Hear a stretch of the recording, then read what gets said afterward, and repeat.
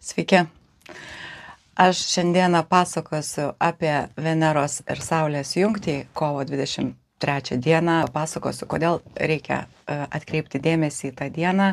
Paminėsiu kitas svarbės dienas, bet prieš keliaujant į pasakojimą apie Veneros ir Saulės jungtį, retrogradinės Veneros ir Saulės jungtį, aš žinoma noriu pasveikinti visus su naujais astrologiniais metais.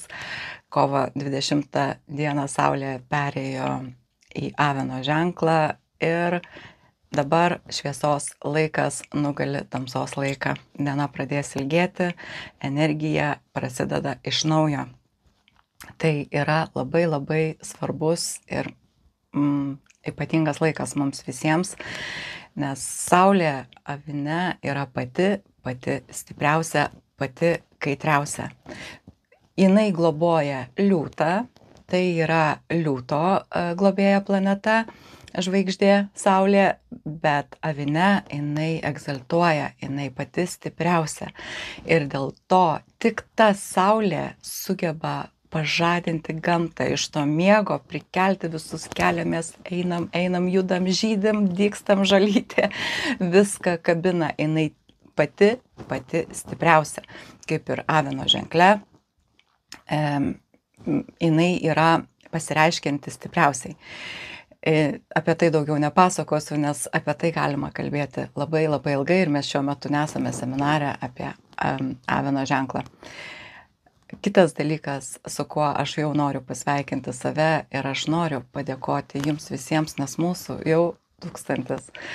Aš iš tikrųjų per visą šį užtemimo laikotarpį turėjau labai įvairių patirčių ir kreivės formos, labai gerų, labai šiaip sau, labai turėjau daug ką atspindėti, peržiūrėti. Ir tuo pačiu aš žinoma pasižiūrėjau į savo veiklą, į metus, nes būtent kovo 20 prieš metus aš, nežinau kaip tai pavadinti, bet aš bandžiau pradėti įrašinėti YouTube'ui, pasakoti apie astrologiją, kaip tai daryti. Aš žinojau, kad aš turiu tai daryti, kad pasakoti apie tos simbolius, versti tų simbolių kalbą žmonėms. Aš žinojau, kad aš noriu tai daryti lietuvių kalba ir puikiai žinojau, kad lietuviškai publikai bet ko pasiūlyti negalima. Aš niekada nepamiršiu tos dienos, tos patirties, kai kartu su Saulės įžengimu į Aviną prieš metus aš nusprendžiau pasirodyti viešai. Tam buvau visiškai nepasiruošus, negana to, po to, kai jau aš vis tiek, nežiūrint to, kad aš puikiai supratau, kad kokybė tikrai toli gražu ne tokia, kokios aš norėčiau, aš tikrai nežinojau. Ir aš iš tikrųjų netrinu tų visų įrašų, aš juos palieku ir dėl savęs, bet ir dėl tų žmonių, kurie nori kažką daryti, nežino kaip ir bijo, kad nepavyks. Aš dėl to palieku, aš ten nelabai visada galiu žiūrėti, man yra juokinga ir kas baisiausia, kad aš atradau, tai padėjo man atrasti vieną iš pagrindinių savo šešėlių. Apie šešėlius, čia jau atskira tema, čia ne astrologija, čia Karlo Jungo, vieno iš garsiausių šveicarų psichiatro pasakojimai, labai gilus. Aš ko gero apie tai įrašinėsiu atskirai, turbūt sukursiu net atskirą rubriką, galbūt tik registruotiems nariams. Dar iki galo nenusprendžiau, nepamirštu, kad mes retrogradinėse Venerose ir dabar dar tik tais, kurių, tarkim, svarstau visas įmanomas galimybės atitinkamai su savo laiku. Ką aš noriu pasakyti, kad kai aš pradėjau rašinėti, aš labai ilgai turėjau tokį asmeninį sabotažą. Jeigu jūs esate girdėję, jeigu jūs pažįstami su psichologija, jūs puikiai žinote, kas tai yra. Kai tu kažką darai ir tavo pasąmonė, tavo visas kūnas tave bando sugrąžinti į komforto zoną, kai tu buvai ten, kai tu to nedarei. Aš mačiau, kad man pasirašė mano šeimos nariai, keli artimi žmonės, kurie bandė mane palaikyti. Labai įdomu iš tikrųjų, ar jie dar tebėra tų, kurie pasirašė sąraše ir tų, kurie Taip, nuo pat pradžių taip ir išliko pasirašę. Aš tikrai nestebiu, neanalizuoju to, aš gaunu kažkokias analizės iš YouTube, bet tai yra visai ką kita, konkrečiai vardų, pavardžių aš nežinau. Aš greitai įsidėmiu žmonės, kurie mane palaiko tuo tokiu, sakykime, pereinamuoju momentu, bet ką aš noriu pasakyti, aš nenorėjau, kad man pasirašytų, aš nenorėjau padaryti tai kažkuo sėkmingu. Ir jūs daug kas turbūt tai pažinot, kai jūs kaip ir pasakot A, bet jau nenorit sakyti B, jūs bėgat atgal, susitraukėt į kiautą ir galvojat, kad tik tai nepavyktų, kad tik aš įrodyčiau savo, kad aš apsirikau, kad aš eilinį kartą man nepavyks dėl vienų ar kitų priežasčių, nes kažkodėl dažnai labai esam save įtikinę ir dar kai kada mūsų aplinka padeda tuo patikėti, kad nelabai esam nusipelnę daryti kažko, ką norime ir čia iš vis yra įsišokimas. Aš noriu pasakyti, kad mano sabotažas tęsiasi gana ilgai. Aš suradau 1000 priežasčių negrįžti ir neįrašinėti. Aš suradau daugybę paaiškinimų, kad tai neturi prasmės, kad tai vis tiek neįdomu ir kam čia rūpi ir taip toliau. Tai buvo vien tokie, taip vadinami, excusais, tos priežastys, ištraukimas, tiesiog ieškojimas jų, kodėl man to nereikia daryti. Bet aš nepasidaviau. Aš paskui, kadangi esu astrologė, aš supratau, kad retrogradinis Merkurijus vasara, jis mane veda lygiai tenais. Aš visuomet analizuoju laipsnius, kreipiu dėmesį ir aš supratau, kad aš turiu sugrįžti ir toliau pasakoti tai, ką aš pradėjau, pakeisti kontekstą šiek tiek, praplėsti, pakeisti, kažką patobulinti, nes tai yra, kai tai darai, tai yra pastovus procesas tobulėjimo, mokymosi to, ką darai. Kad ir to pačio kalbėjimo sėdėti ir kalbėti gergždžiančiu balsu, vienas dalykas, kai tu tiesiog nori, kad tavęs neklausytų, kad nebūtų įdomu, arba tu nežinai, kaip iš tikrųjų su ta nematoma puse bendrauti, nes iš tikrųjų, kai rašinėjai tos įrašus, tu bendrauji tik tais su savo operator Go, su tuo tuščiu, tamsiu ekranu. Ir čia yra labai tokie įvairūs momentai. Bet aš sugrįžau ir viskas vyko labai lėtai, o paskui kažkurio momentu kažkur iššovė. Aš nuo pat pradžių sakiau, turbūt gal net pačiam pirmam savo įraše, neskatinu tikrai žiūrėti, nes neturiu kuo ten labai stipriai girtis, bet tik tais prisimenu pati, kad iš tikrųjų aš visą laiką sakiau ir sakysiu tik tais tai, kuo aš nuoširdžiai tikiu.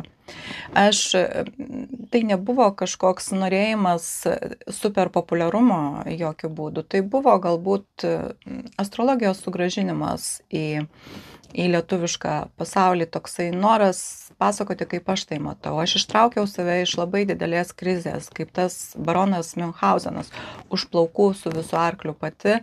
Ir astrologija buvo vienas iš tų instrumentų, kuris man padėjo tai padaryti. Ir aš nusprendžiau, kad tokių žmonių yra labai daug ir mano pasakojimai galbūt gali kažkam padėti sustoti, įsiklausyti ir kažkurios dalykus pasižiūrėti kitaip, susidomėti kažkuo kitu, arba leisti savo daryti daugiau. Nes aš tikiu dar vienu labai svarbiu Karlo Jungo pasakymu, kad net kai žmogus labai senas, jisai turėtų galvoti, gyventi ir jaustis taip, kad jam liko dar pusę gyvenimo nugyventi.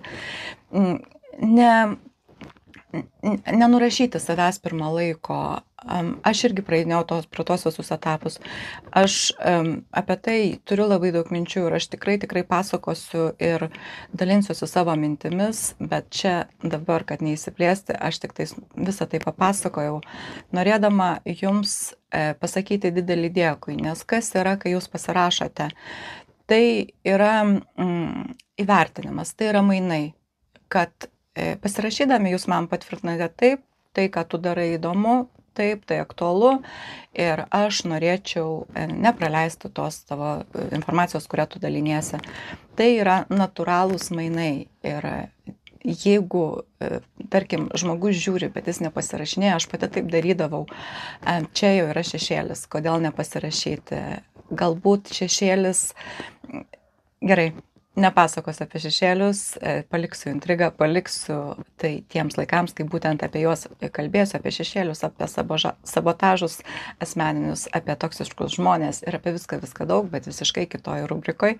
Taip, ten bus daug apie astrologiją, daug gilesnė žmonėms, kurie bent jau žino savo horoskopą, supranta apie ką jisai, kas iš vis čia, apie ką čia eina kalba, bet šiandien tikrai negalėjau bet kokio įrašo, kurį aš nebebūčiau planavusi, negalėjau visų tuom nepasidalinti.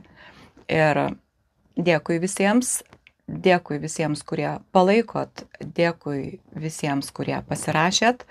Tai man svarbu, aš tai vertinu, nors iš pat pradžių nepradėjau to daryti dėl skaičių ir tai sakiau, nes aš noriu, kad tame yra kita prasme, tame yra neskaičiai, bet aš taip pat entuziastingai pasakočiau ir tiems savo 6 pirmiems subscriberiams, arba ten vėliau, kaip augo iki 86 eurų strigo ilgam laikui ir aš tyliai džiaugiausi, kad neauga, nes taip, tai yra labai svarbus psichologiniai momentai, kuriuos aš dabar turėjau galimybę įvertinti, suprasti, kodėl atsakyti savo į svarbius klausimus. Dėl to stengiuosi būti sąžiningas, stengiuosi maksimaliai, kiek tai yra įmanoma, stengiuosi pasakyti, kad ir toliau pasakosiu svarbiausius dalykus, galbūt kažką pakeisiu, galbūt kažkokias detalės irgi jau matau, kokias reikėtų pakeisti, bet tai ateityje stebėkit mano nesibaigiančias transformacijas, transformuokitės kartu su manim, žiūrėkit, kaip aš užsikirzdinėjau ir vis tiek bandau pasakot ir patys eikit ir darykit tai, ką norit, darykit tai, ką jaučiat, kad turit daryti, darykit tai, ką senai atidėliojot. Tai yra pagrindinė mano žinia jums visiems. O dabar judam prie retrogradinės Veneros jungties su Saule. Visų pirma, taip, jau minėjau ir noriu priminti, kad šiuo metu iš tikrųjų Venera retrogradinė kryptimi judėdama, jinai juda atgal, bet jinai juda link žuvų. Jinai dar nueis į žuvis ir dar viskas keisis, bet dabar ta jungtis, taip vadinama Kazimi, kai planeta susijungia su Saule, jinai tarsi sudega tuo metu. Ir to, ko nereikia, atrodo, turėtų pavirsti pelenais.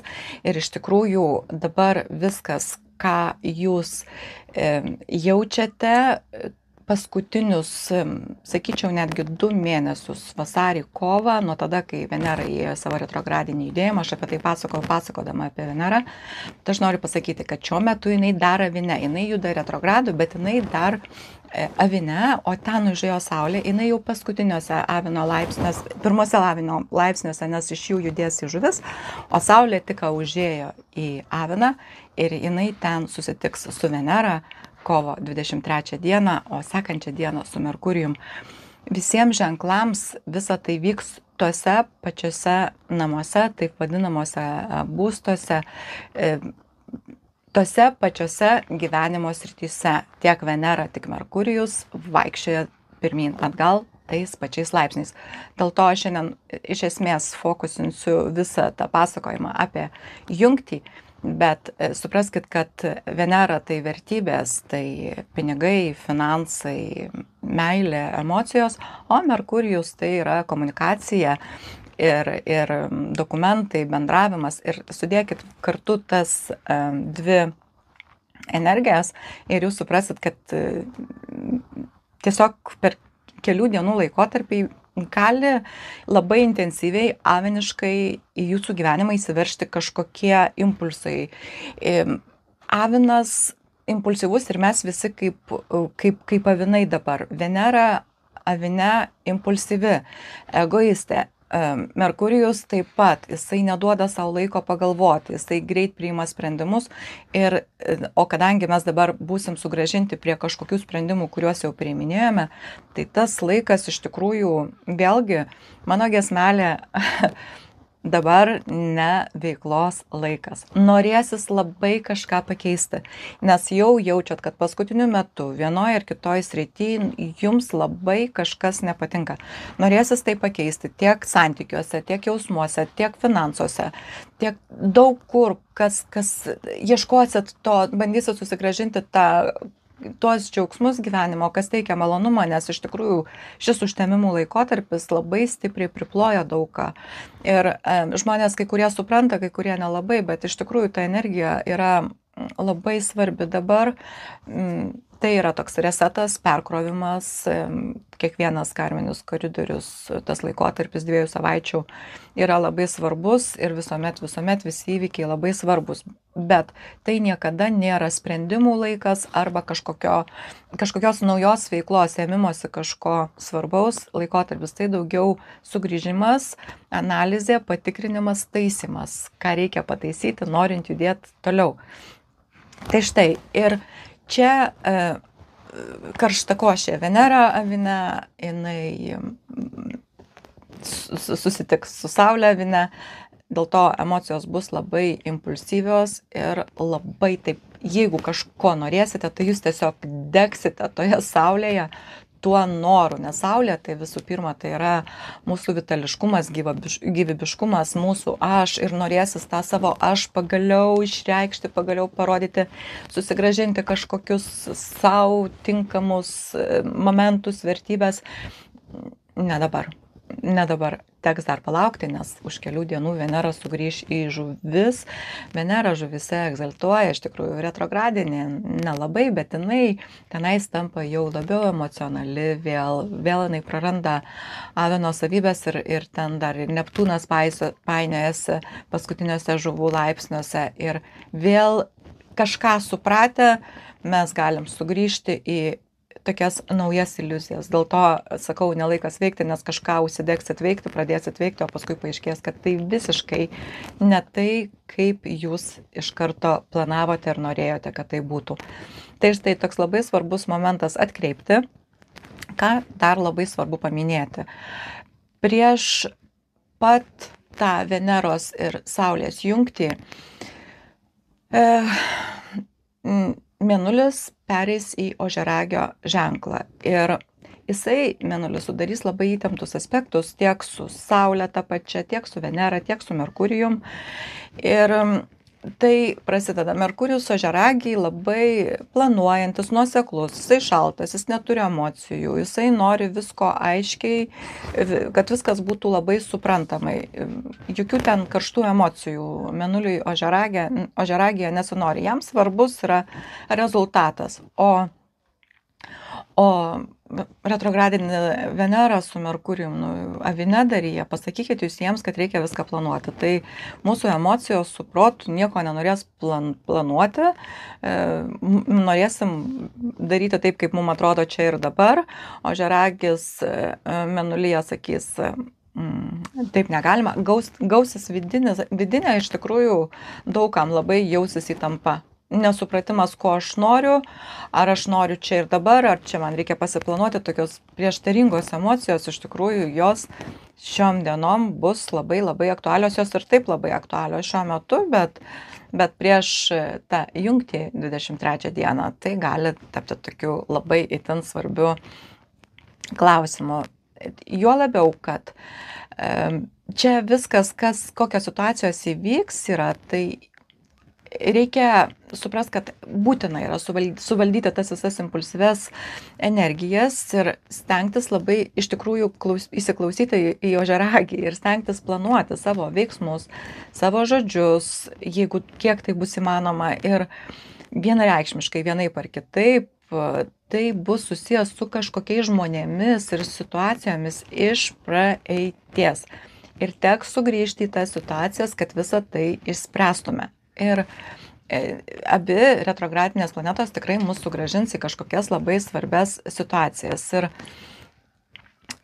prieš tai dar pati Venera sudarys tokį neįtin stiprų, bet su labai stipria planeta Plutonas sekstilį aspektą. Ir toks pats aspektas Veneros ir Plutono buvo vasario 7 dieną. Dėl to kažkam gali būti svarbios šitos datos ir greičiausiai, kad šis laikotarpis gali sugrąžinti mus būtent į vasario 7 dieną. Ir gali būti, kad tuo metu jūs turėjot kažkokių pasiūlymų ar su valdžia kažkokių situacijų. Ir tuo metu arba neišgirdote, nepastebėjote, arba atmetėte tą pasiūlymą. Ir dabar retrogradinė Venera, sudarydama antrą kartą tą sekstilį su Plutonu, dar kartą atneš tą pačią galimybę.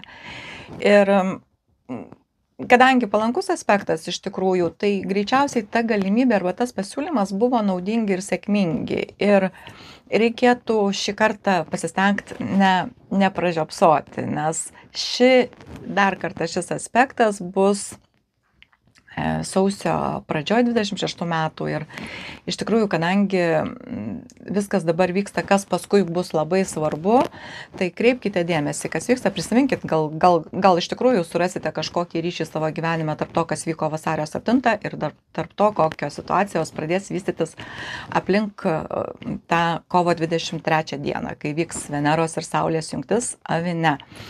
Ir iš tikrųjų, tai ta jungtis Veneros ir Saulės, jinai pradeda 8 metų Veneros Avine ciklą.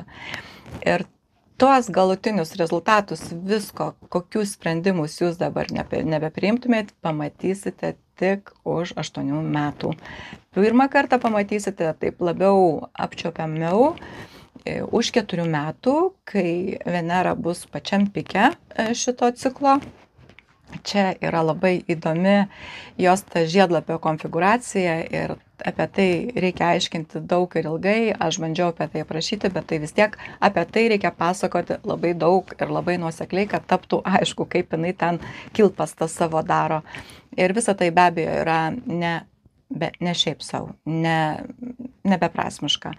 Retrogradinės planetos, aš jau sakiau, jos visuomet apie karmą, apie tai, kas yra neišvengiama ir būtina. Ir dar vienas dalykas, kad noriu priminti, kad būtent šiuo metu, kai iš praeities sugrįž žmonės, ir ar tai bus kažkokie tie pasiūlymai iš tų sugrįžusių žmonių, arba apie kažkokius ryšius su tai žmonėmis, ir į viską, ką jūs nekreipėt dėmesio, dabar pabandykite nepražiopsoti, nes jeigu reiktų suprasti esmę, jeigu koks nors pasiūlymas kartojasi ne vieną kartą, jis reiškia vertas dėmesio.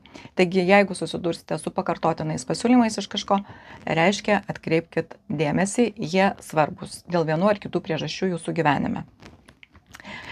Kaip dar ta jungtis pasijaus mums visiems? Kai Venera juda tiesiai, aš apie tai pasakojau, mes sutelkėme dėmesį į išorinį pasaulį, ieškome grožio, malonumo ir gerovės išorėje, tobulinam savo aplinką, išvaizdą, o kai Venera apsisuka į retrogradinę poziciją, visas tas dėmesys nukrypsta į vidų ir pradedam galvoti ir suprasti, kad grožis ne tik išorėje, bet ir viduje.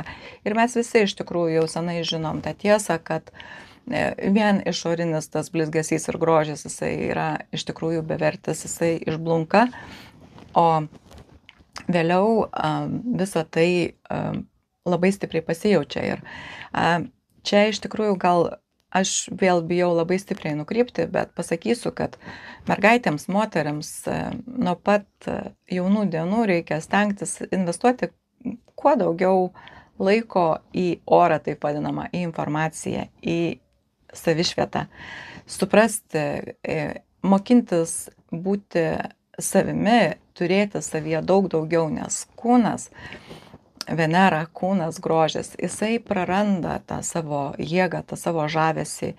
Ir būtent tada, kai jau tas kūnas netampa pagrindiniu ginklu mūsų gyvenime, tada mes naudojame būtent tą visą vidinį grožį, būdami įdomiais pašnekovais, mokantis išklausyti arba duoti išmintingą patarimą savo vidumi, mes būname labai gražūs ir tie visi kūno pokyčiai tampa netokiais baisiais ir svarbiais.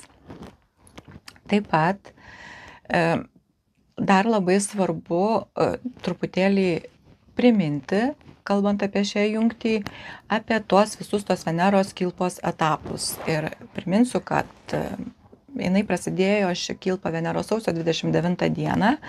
Jinai įėjo į savo retrogradinį šešėlį, kovo 2 dieną jinai apsisuko į retrogradinį judėjimą ir nuo kovo 2 iki balandžio 13 dienos jinai bus retrogradiniam judėjime, po to jinai jau vėl apsisuks žuvų ženkle į tiesioginį judėjimą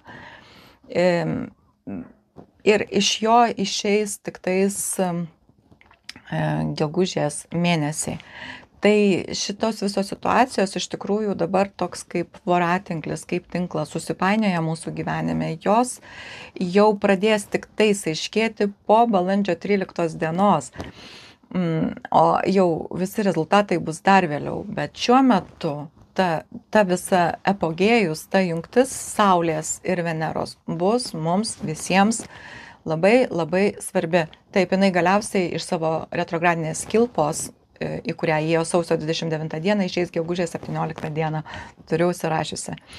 Ir kas dar labai svarbu, beveik visą balandžio mėnesį Venera bus jungtyje su Saturnu. Saturnas yra materija. Aš jau nekartosiu dabar, kad jis ten griežtas ir koks Saturnas darys labai daug aspektų balandį. Tai reiškia, mes dabar sugrįžtam, viską pasitikrinam, sprendžiam kažkokias besikartojančias situacijas, ar tai su žmonėm, ar su pinigais, su kuo tai nebebūtų susiję mūsų gyvenime. Ir paskui mes laikysime Saturno egzaminus balandį, ką mes išmokame per šį laikotarpį, kam aktualu, išgirskite. Ir tai bus toksai... Dar Venera be Saturno sudarys jungtį su šiauriniu karminiu mazgu ir čia, o šiaurinis mazgas, tai jisai praplečiantis, rodantis kryptį ir čia jau visą tai aš pasakosiu ženklams apie balandžio mėnesį. Bet ką tai reiškia iš tikrųjų, kad iš dalies mes kaip ir jausim, kad mūsų protas ir jausmai užtemdyti šiuo metu ir kaip negalim pamatyti tos tikros realybės ir tai yra toksai iliuzijų ir spastų laikotarpis, kai ta objektyvi tiesa bus labai sunki ją suprasti, apčiuopti ir labai bus svarbu mūsų pasirinkimai dabar, kuo mes tikime, šis išvis laikotarpis parodys, kad nėra vienintelės tiesos, kad ta tiesa tai yra mūsų kažkokie įsitikinimai, planai, bet labiausiai tai yra įsitikinimai, juk bet kokia situacija, jinai svarbi ne pati situacija, o yra svarbiausiai mūsų reakcija į tą situaciją, o mūsų reakcija diktuoja, kas mūsų įsitikinimai. Dėl to šiuo metu stebėkite, galbūt atėjo laikas iš tikrųjų kažką pakeisti. Ir tai tikrai labai labai svarbus laikas, daug kartų jau apie tai kartojau, kažkokių kategoriškų sprendimų. Jos ir bus sunku priimti, apčiuopti, suprasti, bet labai svarbius dalykus viduje, savyje šiuo metu galima atrasti ir tai bus labai labai svarbu ateityje. Grįžtant prie Veneros jungties su Saulė kovo 23 dieną Vine, aš jau minėjau, kad tai 8 metų ciklas ir tik tais 2029 metų kovo mėnesį mes pamatysime pirmus realius šių dabartinių sprendimų pasekmes. Ne realius, bet realias pasekmes visų šitų sprendimų, kokius mes dabar nebepriimtume šiuo metu. Stebiu vėl laiką ir galvoju dar pasakoti visiems ženklams. Tai štai, praleisiu turbūt tuos visus etapus, kurie truks nuo balandžio 13 iki gegužės 17 dienos. Ten balandis bus labai svarbus mėnuo ir iš tikrųjų bus kaip ir kovas, gal net toks intensyvus, bet svarbumu nei kiek neatsilieka. Ir iš tikrųjų tai laikas, kai apsimetinėti jau neįmanoma. Mūsų ta giluminė esmė tikrai bus aiškiai matoma. viskas, ką sukursime šiam laikotarpį, ką realizuosime tam fiziniam pasaulyje, turės labai ilgalaikį poveikį. Ir šiuo metu iš tikrųjų svarbiausia yra klausytis savo to vidinio balso ir pasigilinti į tai, kas iš tikrųjų atneša jums tikrą, ne išorinę, bet vidinę laimę ir džiaugsmą. Ir ne už tai, kad mes privalome dėl kažko džiaugtis, ar kad mes darome dėl to kažką, kad mes privalome, bet kas iš tikrųjų, kokia veikla, koks gyvenimas atneštų mums tikrą džiaugsmą. Taip, su iššūkiais, visuose gyvenimuose yra savi iššūkiai. Kuo daugiau iššūkių, tuo daugiau džiaugsmo, turiu pasakyti. Kaip ir žmonėms, kurių asmeniniam horoskope kuo daugiau yra sunkių aspektų, įtemptų kvadratų, konfigūracijų, visokių ten sudėtingų kryžių, tau kvadratų, sakykime, jie turi patį didžiausią potencialą gyvenime. Dėl to, jeigu jūsų gyvenime labai daug krizių, tai žinokit, kad jūs paprasčiausiai kategoriškai atsisakot matyti, kiek daug jūs savyje visko turit ir niekaip nesiruošiate to realizuoti, nuleisti ant žemės. Tai būtent gal dabar tas laikas, kada jūs savyje tai atrasite. Ko nedaryti šio laikotarpio, aš pasakojau, šita jungtis visą tai labai sustiprins ir po šios jungties Venera atsinaujina. Jinai praeina tokį tam tikrą simbolinę mirtį ir prisikėlimą, ir senos vertybės, santykiai ir emociniai prisirišimai gali sudegti, užleisdami vietą naujiems. Po šios jungties Venera pasikeičia ir jeigu jinai iki šiol buvo labiau susipainiojusi, įsivėlusi į praeitį ir analizavo praeitį, ieškojo atsakymų, po šios jungties atsiras kažkoks aiškumas. Ir tai gali būti momentas, tas aiškumas gali pasakyti, kas iš tikrųjų vertinga ir kas iš tikrųjų teikia džiaugsmą ir kas mums asmeniškai yra tikroji meilė, kas yra tikroji savivertė, ne taip, kaip mums sako kiti, kaip mums patiems tai atrodo. Ir iš tikrųjų atneš labai daug įvairių suvokimų, kokioj srity įvyks jungtis. Jeigu jūs žinot savo asmeninį horoskopą, tai pasižiūrėkite, kas yra, kaip ir visuomet dabar sakiau, nuo šiaurinių mazgų pradėjusi pasakoti, nuo 25 žuvų laipsnio iki 10 laipsnio avino, jeigu ten yra svarbus taškai, planetos, kelios planetos, reiškia, jums šis laikotarpis iš tikrųjų atneš labai labai svarbius potyrius. Ir atskirai kiekvienam ženklui aš jau taip pat pradėsiu pasakoti. Ir čia laikas, kai ateis laikas toks atkurti tą savo vidinį mojo, surasti savyje motivaciją, uždegti vėl savyje ugnį, pamatyti greičiausiai retrogradinė Venera parodys jums tuos vidinius šešėlius, o šešėliai vidiniai yra, kad tai, ko mes labiausiai bijome, vienaip ar kitaip pasireiškia mūsų gyvenime. Ir tai, ko mes bijome pasireikš mūsų gyvenime, mes tai pamatysim ir gali būti, kad mes suprasime, kodėl ta situacija nuolatos kartojosi mūsų gyvenime, nes mes jos labai bijojom dėl kažkokių asmeninių mumyse esančių įsitikinimų, vidinių baimių, kurios lydi mus visą gyvenimą, nesaugumo kažkokio jausmo. Vėlgi kalba eina apie Karlo Jungo šešėlį pasakota, kur aš užsiminiau pradžioje.